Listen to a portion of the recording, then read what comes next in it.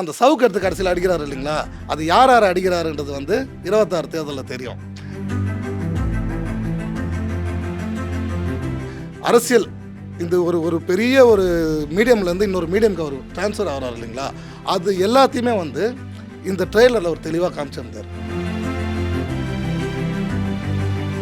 என் தலைவனை வந்து வருஷத்துக்கு ஒரு முறை பார்க்குறத விட இப்போ நான் நினச்சேன்னா நாளைக்கு செக்ரட்டரியேட்டில் போய் சிஎம்ஐ பார்க்கணும்னு ஒரு பெட்டிஷன் கொடுத்து பார்த்துருவேன். சிஎம்ஐ பார்க்கணும், நான் ஒரு வருங்கால சிஎம்ங்கிறத நீங்கள் ஏங்க எப்பயுமே சிஎம்ங்க அவர்.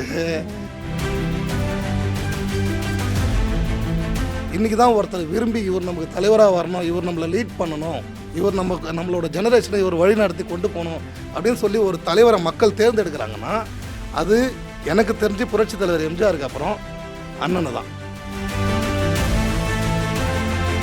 சவுக்கு கையில் எடுத்துட்டாரு, அதுவே வந்து சொல்லவே வேண்டியதில்லை, அது டைலாக்காகவே அவர் சொல்லிட்டாரு.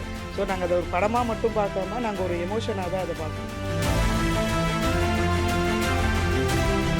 ட்ரைலர்னு சொல்ல முடியாது, ஃபர்ஸ்ட் லுக்காக இருக்கட்டும் செகண்ட் எதுவாக இருந்தாலும் எங்களுக்கு வந்து அவர் ஒரு தரிசனம் மாதிரி தான். என்னடா நீங்கள் வந்து ஒரு சினிமா ரசிகர் தானே அப்படின்னு ஏளனம் பண்ணவங்க, அதையும் தாண்டி இன்றைக்கி வந்து நான் ஒரு ரசிகர் அப்படின்னு நான் சொல்லிக்கிறதுல ரொம்ப பெருமைப்படுறேன். அவரை வந்து எவ்வளோ சொன்னாங்க, இதுக்கப்புறம் இவர் அவ்வளோதான், அதுக்கப்புறம் அவ்வளோதான், இது இப்படி அப்படின்னு அவர் ஆரம்பத்துலேருந்து ஏளனம் பண்ணவங்க எல்லாரையுமே வந்து அதுக்கான ரிப்ளை வந்து அவர் வாயில் சொன்னது கிடையாது, செயல் தான், சொல்லல செயல்ன்றது.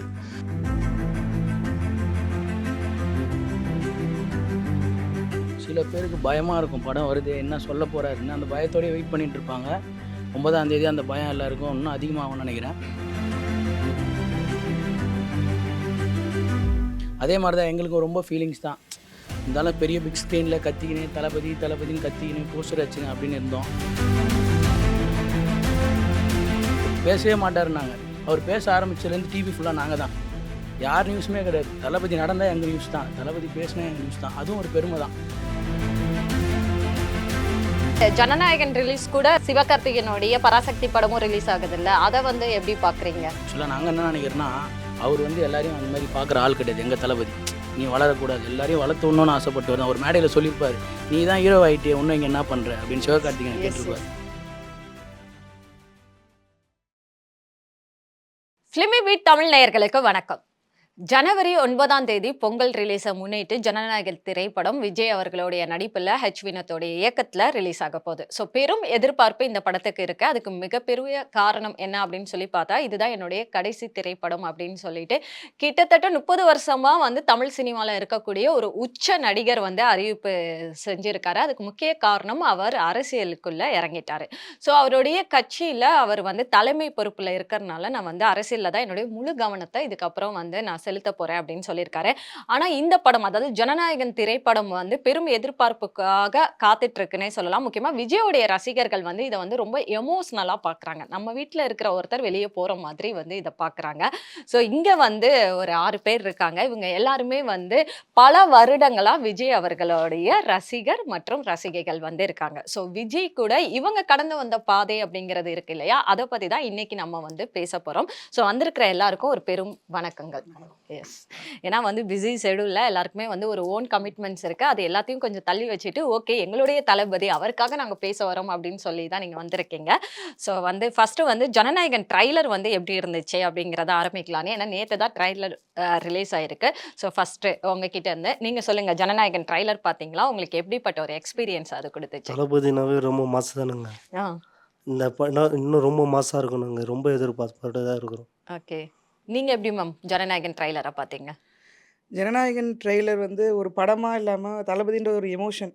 ஸோ சீன் பை சீன் பார்த்தீங்கன்னா ஒரு எமோஷன் தான் அவர் கொடுத்துருக்காரு. ஆக்சுவலாக வந்து வெயிட்டிங் அப்படின்னுவார், இப்போ கம்மிங்ன்றதை எங்களுக்கு வந்து ஒரு இதுவாக சொல்லியிருக்காரு. அதை ஒன்று பார்க்கும்போது, அதுவும் லாஸ்ட் முடிக்கும் போது சவுக்கு கையில் எடுத்துட்டாரு, அதுவே வந்து சொல்லவே வேண்டியதில்லை, அது டைலாக்காகவே அவர் சொல்லிட்டாரு. ஸோ நாங்கள் அதை ஒரு படமாக மட்டும் பார்க்காம நாங்கள் ஒரு எமோஷனாக தான் அதை பார்க்குறோம். அதாவது எங்கள் வீட்டு பிள்ளையில வந்து எம்ஜிஆர் அவர்கள் எடுத்துட்டு நான் ஆணையிட்டால்னு அவர் சொன்னாரு. இவர் வந்து அதை வெளிப்படையாகவே சொல்லிட்டாரு, உங்களை நான் அரசியல் பண்ண சொன்னா நீங்க எல்லாம் என்ன பண்ணிட்டு இருக்கீங்க அப்படின்னு கேட்டுட்டு எங்களுக்கு ஒரு சினிமா மோட்டிவேஷன் மட்டும் இல்லாமல் ஆ. அரசியலில் இனிமேல் திரும்பி போகிறதுக்கு வழியே கிடையாது. சினிமாக்கு ஆமாம் போறதுக்கு. ஆமாம் நான் வந்துட்டேன், எதை பற்றி யோசிக்க வேணான்றதை எங்களுக்கு ஒரு தைரியம் கொடுத்த மாதிரி இருக்கு இந்த படம். எவ்வளவு நேரம் வெயிட் பண்ணிட்டு இருந்தீங்க ட்ரைலருக்காக? ஐயோ நாங்கள் பொதுவாகவே ஃபர்ஸ்ட் லுக்கு நானும் என் பசங்களாம் பார்த்தீங்கன்னா ஒரு கரெக்டாக சொல்லுவாங்க 5:04 அப்படி இல்லை ஒரு 6:45 அந்த மாதிரி வாங்க. நாங்கள் ஒரு 3 மணிலேருந்தே ஒரு லைவாக போய் பார்த்துக்கிட்டே இருப்போம். அதனால் அதுக்கு டைமிங் எல்லாம் சொல்ல முன்னாடி நாள்லேருந்தே எப்படா வரும்னு அது எங்களுக்கு ஒரு தரிசனம் மாதிரி. கிட்டத்தட்ட ட்ரைலர்னு சொல்ல முடியாது. ஃபர்ஸ்ட் லுக்காக இருக்கட்டும், செகண்ட் எதுவாக இருந்தாலும், ஃபர்ஸ்ட் சிங்கிள், தேர்ட் சிங்கிள் எதுனாலுமே எங்களுக்கு வந்து அவர் ஒரு தரிசனம் மாதிரி தான். உண்மையிலேயே பார்த்தீங்கன்னா, சின்ன வயசுலேருந்து அவருக்கு ரசிகராக இருந்திருக்கோம். அதை வந்து இன்னைக்கு அதை பெருமையாக சொல்கிறதுக்கு நான் கொஞ்சம் கூட தயங்கலை. என்னடா நீங்கள் வந்து ஒரு சினிமா ரசிகர் தானே அப்படின்னு சின்ன வயசுலேருந்து என்னை ஏளனம் பண்ணவங்க, நீங்கள் சொன்ன மாதிரி குடும்பத்தில் நிறைய விஷயங்கள் இருக்குது. அதையும் தாண்டி இன்னைக்கு வந்து நான் ஒரு ரசிகர் அப்படின்னு நான் சொல்லிக்கிறதுல ரொம்ப பெருமைப்படுறேன். Okay, done. நீங்க எப்படி சார் இந்த ட்ரைலரை பார்த்தீங்க? எவ்வளவு வெயிட் பண்ணீங்க? இல்லை நான் ரொம்ப வெயிட் பண்ணோம். ஆனால் இது லாஸ்ட்டு இதுன்றதுனால ரொம்ப கஷ்டமாக இருக்குது. நேற்றுலாம் ரொம்ப பயங்கர கஷ்டம் ஃபீலிங். அதாவது அவர் கூட நான் ஒரு 5 வருஷமாக பயணம் பண்ணியிருக்கேன். அப்படி இருந்துட்டு லாஸ்ட்டு ட்ரைலர் இது அப்படின்னும்போது சொல்லவே முடியல என்னால். அவ்வளோ கஷ்டமாக இருந்தது எனக்கு. ஏன்னா நான் அவர் கூடயே தான் இருந்திருக்கேன். ஓகே, என்னவா இருந்தீங்க அவர் கூட? எப்படி பயணம் இருந்தது? இல்லை அவர் கூட ஒரு சஃபாரி ட்ரெஸ் போட்டு ஒரு ஒரு தொண்டனா உழைச்சிருக்கேன். ஓகே, 5 தொண்டனா வருஷமா. 5 வருஷமா அவர் எந்த கூட வருடம் அது? 2007லேருந்து இருந்திருக்கேன். ஓகே. 7லேருந்து அவர் கூட நான் பயணம் பண்ணி ரொம்ப சந்தோஷமாக இருந்தேன். இப்போ கடைசின்னும் போது ரொம்ப கஷ்டமாக இருக்குது எங்களுக்கு அதை பார்க்கும்போது. ஓகே, இது உங்ககிட்ட அந்த பர்சனல் எக்ஸ்பீரியன்ஸ்லாம் நான் லேட்டரா கேட்குறேன். இப்போ மேம் நீங்க சொல்லுங்க. ஸோ உங்களுக்கு எப்படி இருந்துச்சு ஜனநாயகனுடைய எக்ஸ்பீரியன்ஸ்? இதுக்காக தான் நாங்கள் 2 வருஷமாக வெயிட் பண்ணிட்டு இருந்தோம். ஆ. எப்பவுமே வருஷம் வருஷம் அவரோட படம் வந்துடும். ஓகே. லாஸ்ட் இயர் வரலன்னும் போது எங்களுக்கு ரொம்ப வருத்தமாக இருந்தது. அந்த ட்ரைலர் ஃபர்ஸ்ட் லுக் எதாக இருந்தாலும் எங்களுக்கு வந்து பார்த்தீங்கன்னா அண்ணா ஃபேஸ் பார்த்தாவே போதும் எங்களுக்கு. ஓகே. அது ஒரு எப்படின்னா ஒரு எனர்ஜி, எப்படி ஒரு ஃபீல், அது அந்த ஃபீல் எங்களுக்கு சொல்ல தெரியல. அவ்வளோ ஒரு சந்தோஷமாக இருக்கும். ஓகே.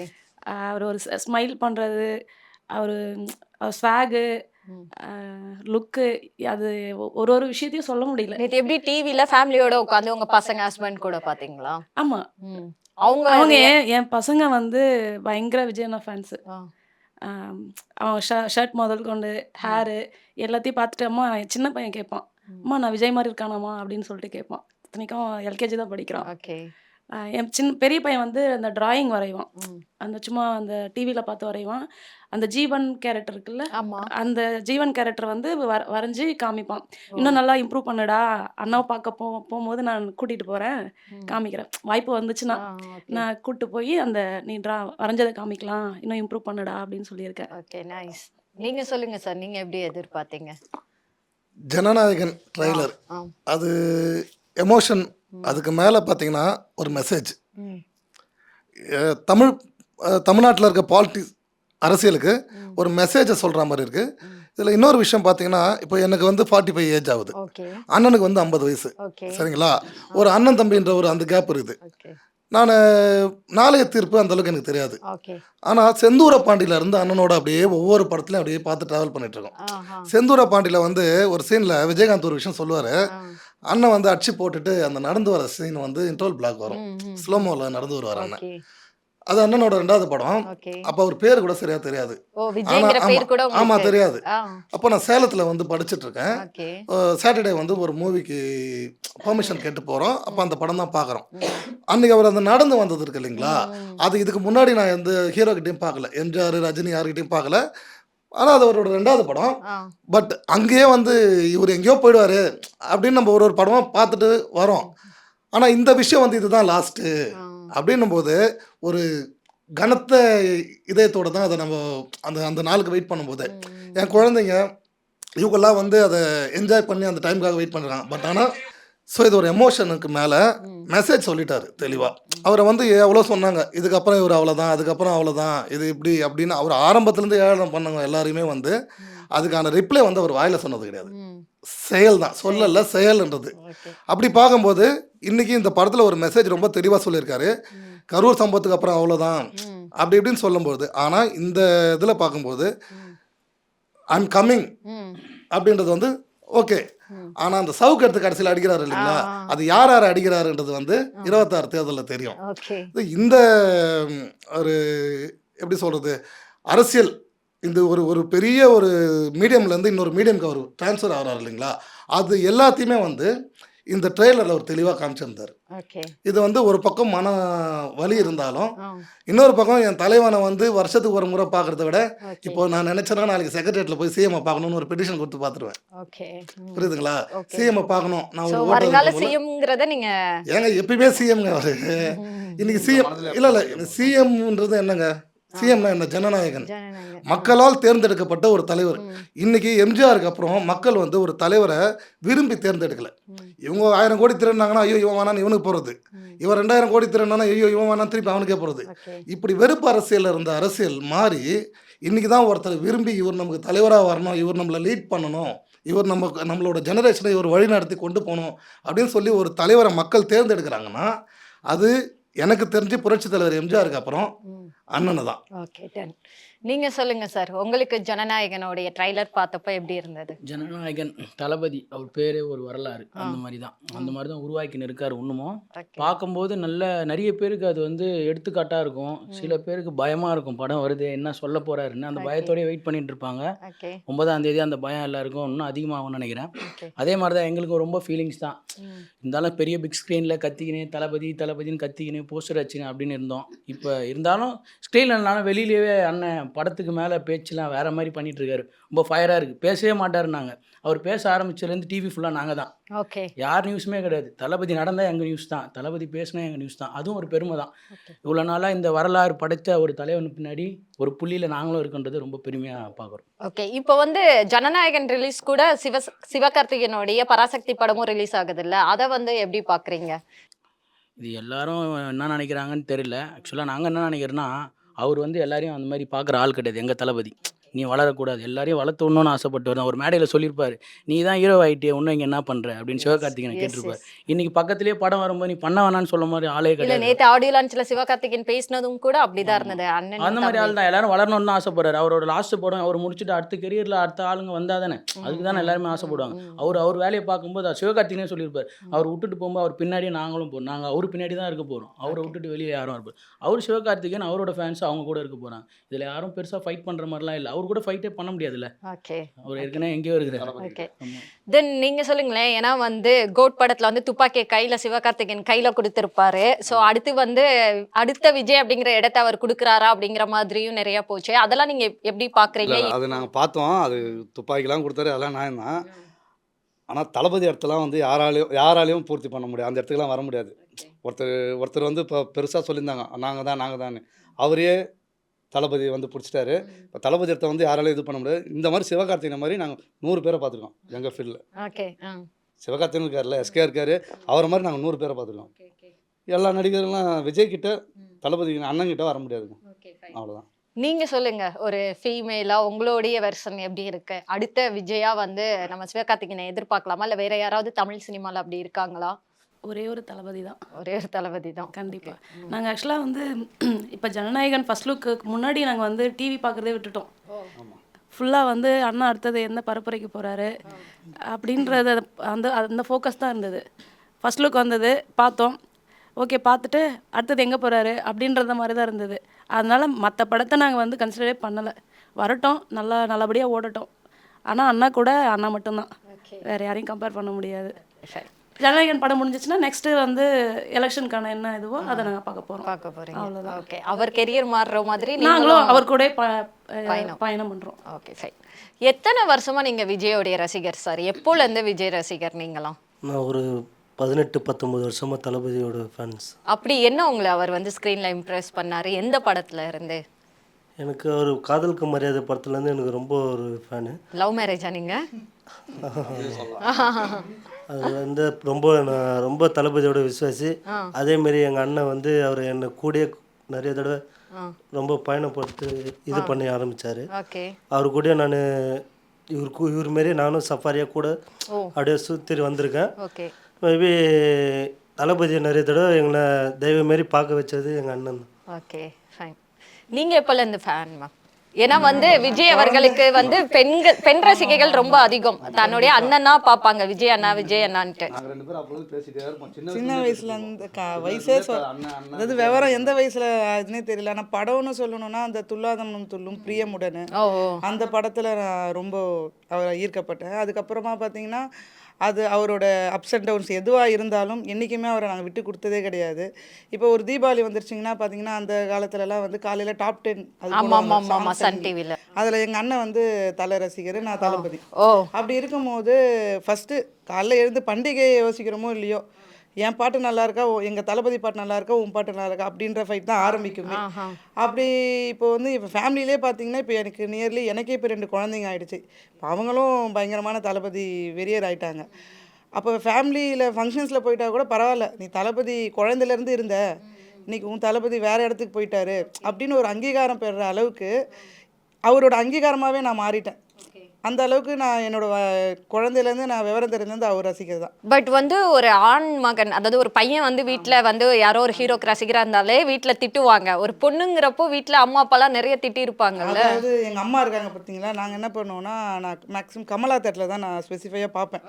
ஏன்னா அங்கே தான் அவரோட ஒரு படத்தோட அந்த ஸ்பெசிஃபிக் முக்கியமான ஸ்டில்ல வந்து பெரிய கட் அவுட் வைப்பாங்க. ஓகே. அதை பார்க்கறதுக்குன்னே அங்கே வந்து அப்போ வீட்டில் சாம்பு தான் இருக்கும். அதை எடுத்துகிட்டு சண்டே ஸ்கூல் டைம்னு வச்சுக்கோங்களேன், அதை எடுத்துக்கிட்டு காலையில் நான் போயிட்டு என்ன பண்ணுவேன்னா டிக்கெட்டு கியூனி நான் எனக்கு எங்கள் அம்மாவுக்கு வாங்கிட்டு வந்துடுவேன். வாங்கிட்டு வந்துட்டு மதியம் சாப்பாடு இது பண்ணி நானும் எங்கள் அம்மாவும் போயிடுவோம். எங்கள் அம்மாவும் மிகப்பெரிய தளபதி ரசிகர் தான். ஓகே. அதனால தலைமுறை தலைமுறையா அம்மா நீங்களே இப்போ போங்க என் பசங்க. குழந்தைங்க வரைக்கும். அதனால் அந்த ஒரு இது எனக்கு வந்தது கிடையாது. பட் அவரோட அப்ஸ் அண்ட் டவுன்ஸ்லாம் சில இந்த சொல்கிறீங்களே கேலி கிண்டல்கள் அதெல்லாம் இருக்கும். என்ன நீ அப்படி என்ன தளபதி அப்படின்ட்டு அதெல்லாம் தாண்டி இன்னைக்கு ஒரு பெருமையான இடத்துல நான் இருக்கிறேன். Okay fine. நீங்க வந்து அவர் கூட ரியல் லைஃப்லயும் டிராவல் பண்ணியிருக்கீங்கல்ல, இப்போ ரியல் விஜய்க்கும் ரியல் விஜய்க்கும் என்ன டிஃப்ரென்ஸ்? டிஃப்ரெண்ட்லாம் கிடையாதுங்க. அவர் அப்படியே தான் இருக்கார். ரியலாகவும் அப்படி தான், ரியல் தான் அப்படி தான். இப்போ சினிமாவில் நம்ம ஸ்க்ரீனில் பார்க்குறோம்ல, அதே தளபதி தான் தளபதி. ஓகே. நீங்க எப்பல இருந்து அவருடைய ரசிகரா? நான் ஒரு 2007 அவர் கூட இருக்கேன். ரசிகர்ன்றது வந்து கிட்டத்தட்ட ஒரு 20-22 ஆண்டு காலமாக இருக்கேன்.